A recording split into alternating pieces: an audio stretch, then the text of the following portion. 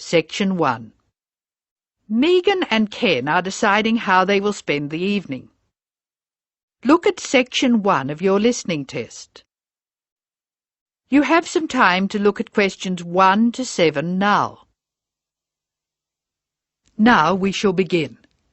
You should answer the questions as you listen because you will not hear the recording a second time. First, you have another chance to look at questions 1 to 7.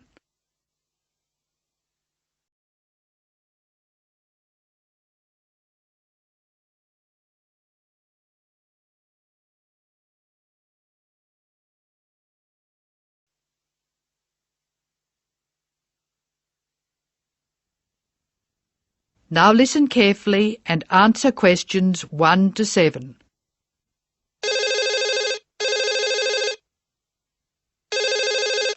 Hello, Megan speaking. Hello, Megan. Hello, Ken. I'm glad you called. Thomas asked me to give you his telephone number.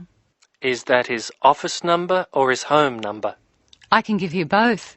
His new home number is 9452 3456. Would you like his office number? I think I have it. Does 97314322 sound right? That's it. But the home number is 9452 3456. He moved in last week. Good. I've got that. Now, what would you like to do? Well, I'd like to go dancing, but Jane's hurt her ankle, so she'd rather not. That's a pity. I guess it means she doesn't want to play tennis either. That's right. She says it's okay to go bowling if we don't expect her to do well. Okay, let's do it. I guess we can go dancing some other time. Well, I booked us some time at the bowling alley of Entertainment City. Do you know it? Is it on Smith Street? Down near the university? That's right. It's on the corner of Smith Street and Bridge Road. What time did you book for? The first booking I could get was 8 o'clock. Okay, it's 7 now. What do you want to do first? Well, I think we should leave now. We can meet at the bowling alley. I can't be that quick. I have to call Thomas to start with, and I need to get changed. Okay, I think I'll leave in 10 minutes and meet you in there. That makes sense. I'll take my car, so I'll be quite quick. I'll be out of here in half an hour. Okay. You're so lucky to have a car. You can get around so easily. Well, yes and no. I often spend ages driving around trying to find a park. The traffic can be very bad. Well, that won't be a problem for me, because I'll take the bus. It goes right past my door, and I'll have plenty of time. Sounds good. Who else is coming? I think nearly everyone from the afternoon class will be there. Which class? The big maths class or the afternoon tutorial? The maths class. What's more, we get a concession for large numbers. That's good. I'm trying to keep my expenses down this month. So am I. I expect tonight'll cost about $20. You must be good with money. I expect it to come to, nearly $40. So how are you going to manage that? Well, the bus is cheap, and if I come home early, I won't have time to spend too much. In any case, I have to be up early tomorrow morning, so I'd really better try to get home by about 11. That reminds me. I have to phone the taxi company for my mother. Goodbye, Megan. I'll see you later. Goodbye, Ken. Ken calls the taxi company. Listen and be ready to answer questions 8 and 9. First, look at questions 8 and 9.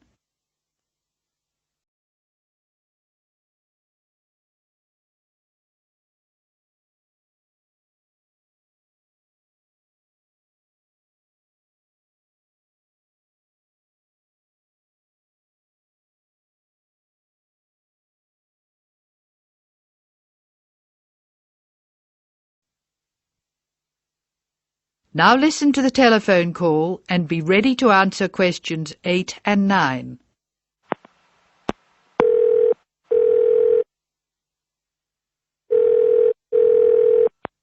Thank you for calling Acme Cabs. Please follow the instructions on the tape. If you wish to order a cab now, press 1. If you have placed an order previously, press 2. If you wish to make an advance order, press 3. Please be ready to tell us your street number and name. If you wish to speak to the radio room supervisor, press 4. If you want to inquire about lost property, press 5. If you want to order a taxi equipped to carry wheelchairs, press 6. Your call is very important. Please stay on the line for the next available order taker. Hello, I think I left something in one of your cabs on Thursday. It was a brown paper package with an address written on it in green ink. Has anyone handed it in? That is the end of section 1. You now have some time to check your answers.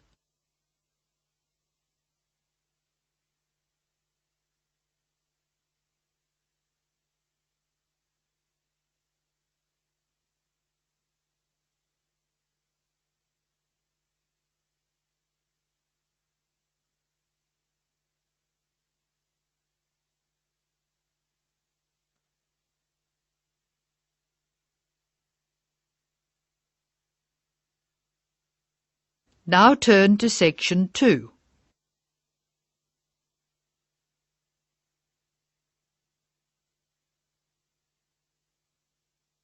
Section 2. You are going to hear some announcements made to a group of people who are planning a trip to Greece. First look at questions 10 to 15.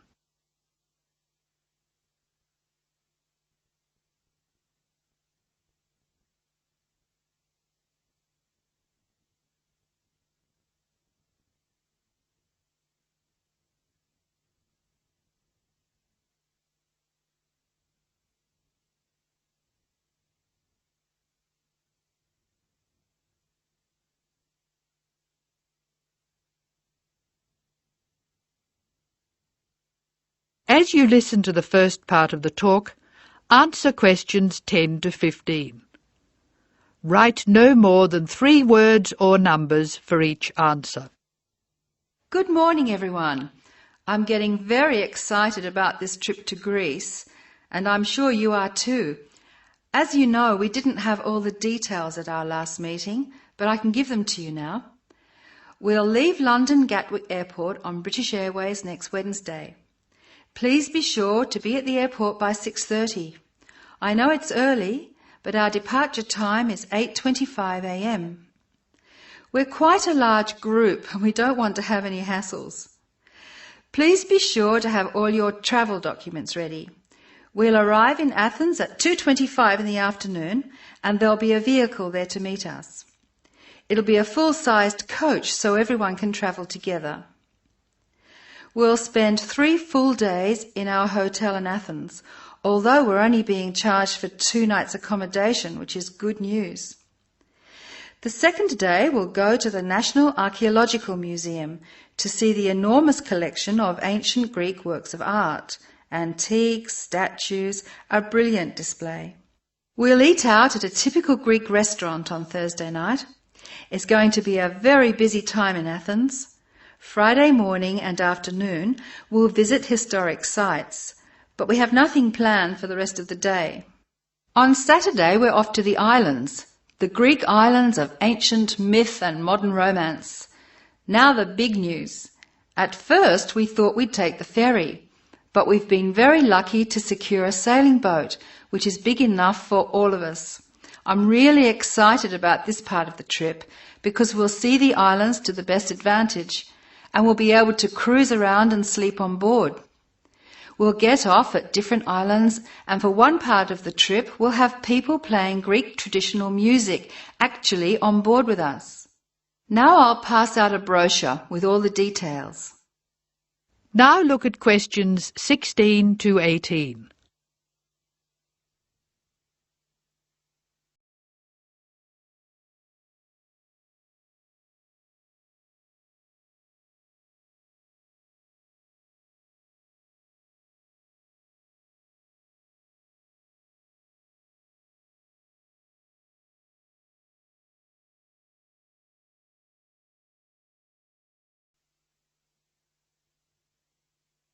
As the talk continues, answer questions 16 to 18.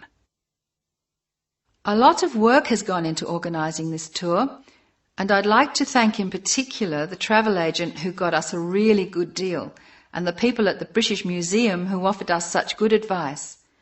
Trips like this only happen because of the hard work of really expert people. As you know, we have planned a gathering for when we return. I have a list of things which the committee would like you to bring to the party. They are your pictures and something to eat for everyone to share.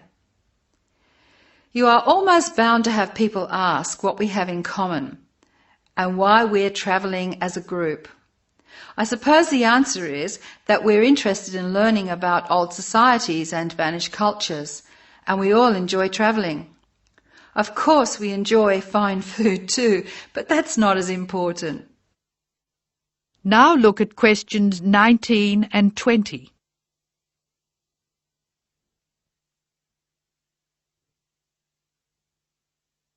As the talk continues, answer questions 19 and 20. Oh, I nearly forgot the last piece of information. You'll see there are labels which I have passed around for you to put on all your luggage. Could you fill them in, please? On the top line, please write Greek tour, and on the lower line, write in block letters, I mean uppercase, the letters AA and the number 3. That's AA3. We need to have these labels clearly displayed to help the baggage handlers keep our luggage together on the different parts of our trip, so please don't take them off. That is the end of section 2. You now have some time to check your answers.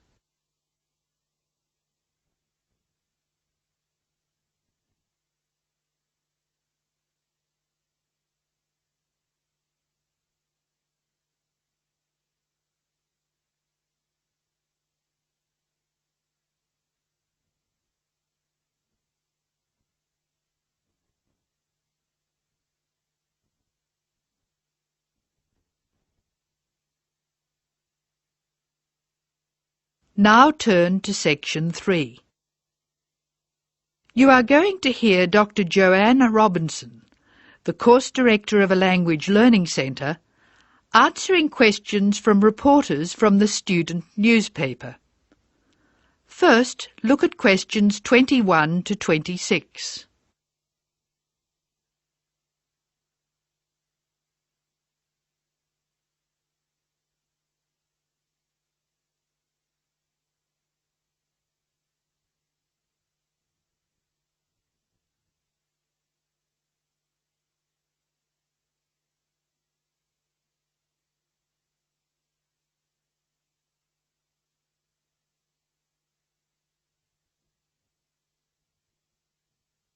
As you listen to the first part of the talk, answer questions 21 to 26. Write no more than 3 words or numbers for each answer. Welcome to the Language Learning Center. I'm Joanne Robinson.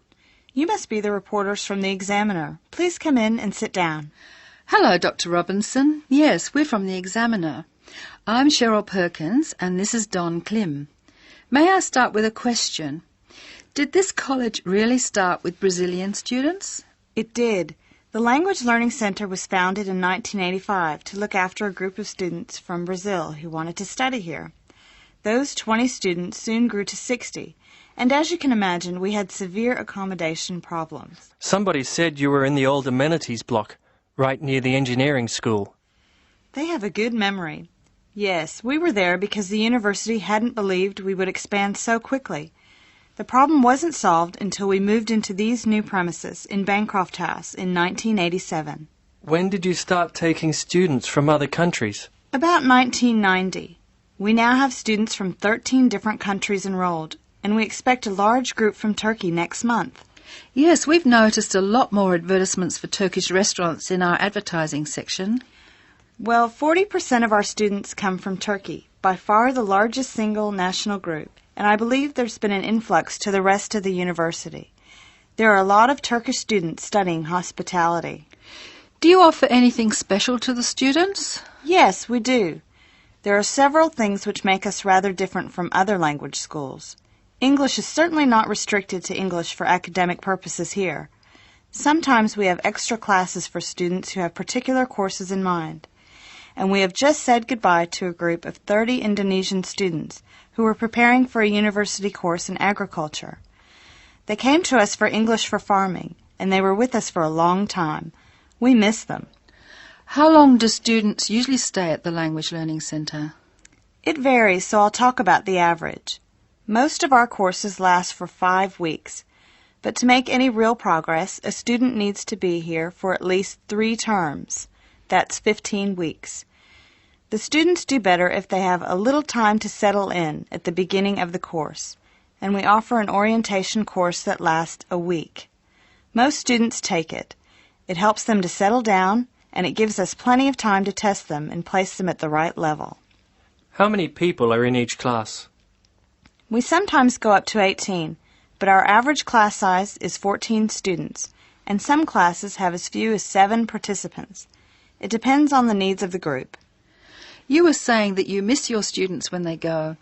How do you attract students? I mean, how do they hear about the Language Learning Centre in the first place? We're included in the university advertising and marketing, and we have our own website. The thing which works best for us, though, is word of mouth. Students who leave us often send us their friends. In fact, a student who arrived today was carrying a photograph for me of a former student and his baby. It sounds like a nice place to be. It is. A lot of our students make lasting friendships while they're here. Now look at questions 27 to 31.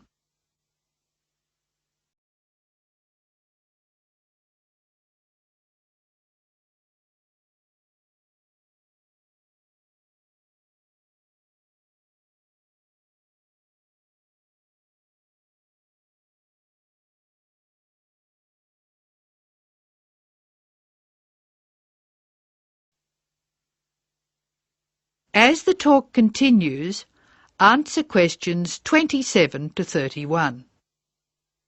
Making friends with other students sounds special enough. I'd like to emphasize that in the student newspaper. We do try to get our students to be part of the wider university. How do you do that? Do you encourage them to join the sports centre, for instance? Indeed we do. The sports center is always looking for active participants, particularly in soccer. Oh, and something else. You might like to mention that we don't teach just English here. I mean, we're a language center, not an English language center.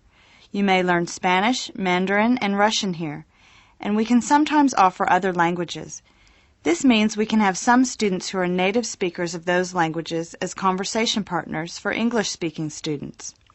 Who can do these courses? At this stage, any native speaker of English. What about the people who are learning English? Can they do a non-English language course? At this time, only if they've almost finished their English language course. You see, we try very hard to involve students who are native speakers of English as conversation leaders, and we encourage our students to join groups on the campus. For instance, if they enjoy music, there is an active jazz group available to everyone, and that's a lot of fun. On the other hand, elementary students can't go to the drama group. Their English just isn't ready for that sort of activity. But the university choir welcomes all the singers it can find. They often do large productions that need a lot of voices. I imagine the special conversation groups are open to all your students. I wish they were. I'm sorry to say they're a special service we provide for elementary students only. Is there anything else I can tell you? I'd be really pleased if you could write about the courses we offer in foreign languages. I think our readers will be very interested in that. Thank you for your time, Dr. Robinson. Yes, thank you very much. Goodbye. Thank you for giving me the opportunity to talk about the center. It's always good to let the rest of the students at the university know what goes on in our classrooms and outside them. After all, many of our students leave us and then study for degrees in various disciplines on this campus. That is the end of section 3. You will now have some time to check your answers.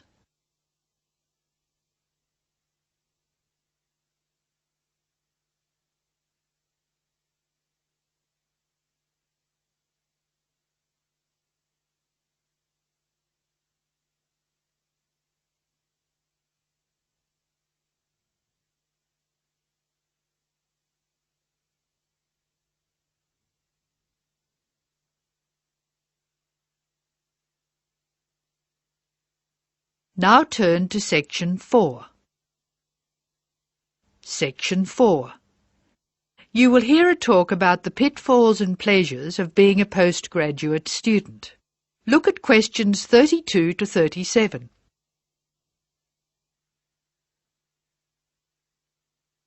Listen to the speaker's advice and answer questions 32 to 37. Circle the correct letter. Postgraduates are about as easy to define as catching steam in a bucket.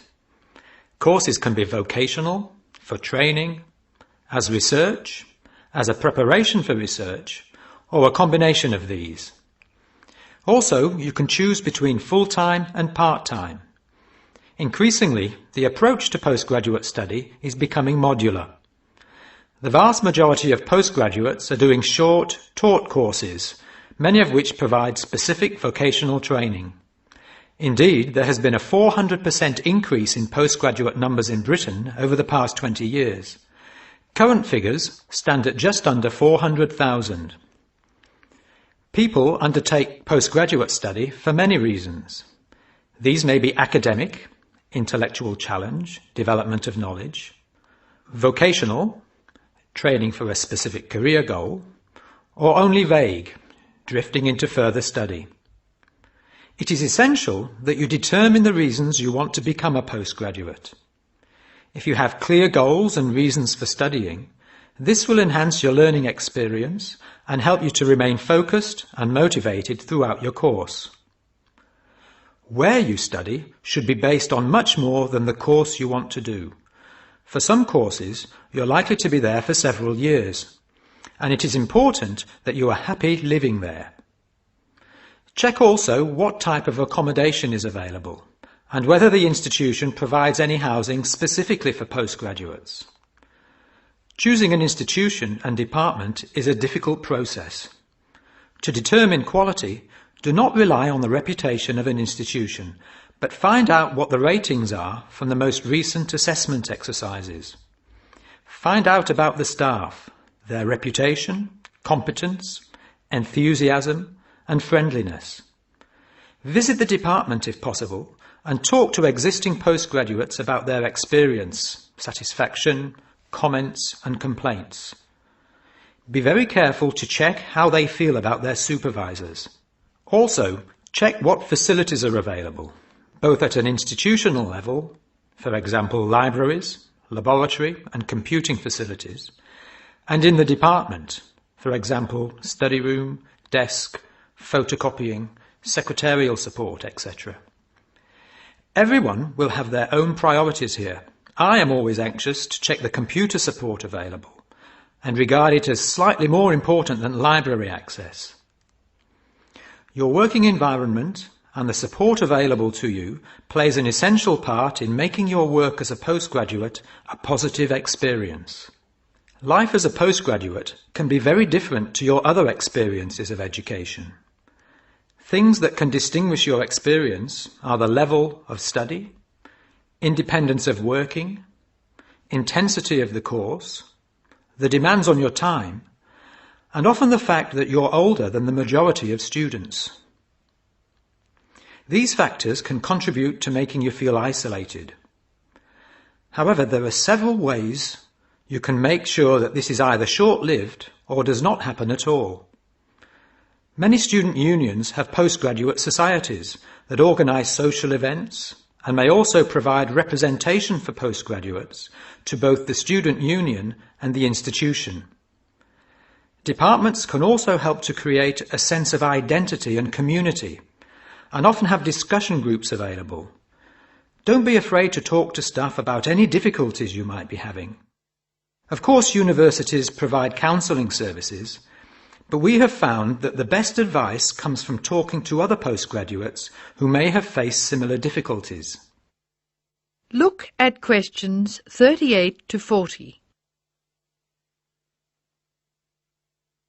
Write no more than 3 words for each answer. Financial planning is essential, since the government excludes postgraduates from student loans, and it can be difficult to maintain your student status with banks. This has implications for free banking and overdraft facilities. Do not underestimate your living costs, including food, accommodation and travel. And be careful not to budget for everything except a social life. Funding a course is one of the most challenging things people face when considering postgraduate study. Most postgraduate students finance themselves. They pay often very large fees to the institution and receive no maintenance income to support their study. Make sure you know exactly what your costs will be. Institutions often hide extra fees, like laboratory costs, behind the headline fee rate advertised. Funding can come from various sources: research councils, charities, trust funds, institutional scholarships, local education authorities, and professional bodies and organisations all offer various levels of funding. As I said before, the government excludes postgraduates from student loans, so it is essential you look to other sources. Career development loans are available from high street banks. The best advice on funding is to be proactive, persistent and patient. The postgraduate community in Britain is multinational, has a wide range of experience of life and work, and an exciting mix of goals, both career and academic. Being a postgraduate student should be a productive and fulfilling thing to do, and you will become part of a diverse and motivated social group. That is the end of section 4. You now have some time to check your answers.